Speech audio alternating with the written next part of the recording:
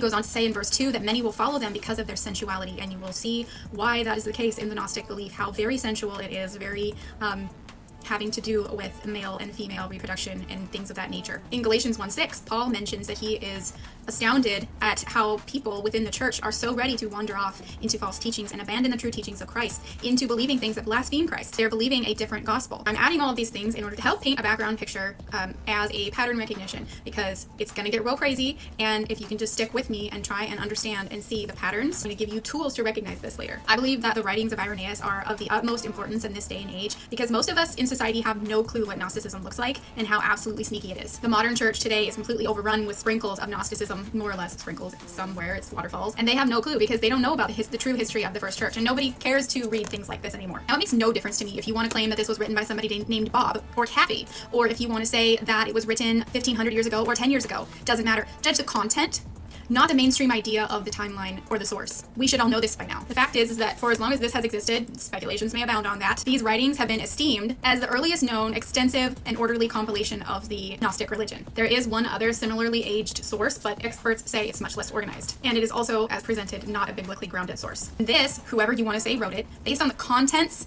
is rooted and grounded in scripture as his authority. And that's what we want, right? As you're listening to this, I would like to ask you to try and think in a bit of an abstract way. And by that, I mean try and pick up on the patterns of logic that are used by the Gnostic proponents, and not just simply hearing their basic beliefs. And even if somebody doesn't say, my eon is Bythos, you'll know what I'm talking about later. You'll be able to recognize when someone is thinking in a Gnostic way. But most importantly, let the word of Christ dwell in you richly.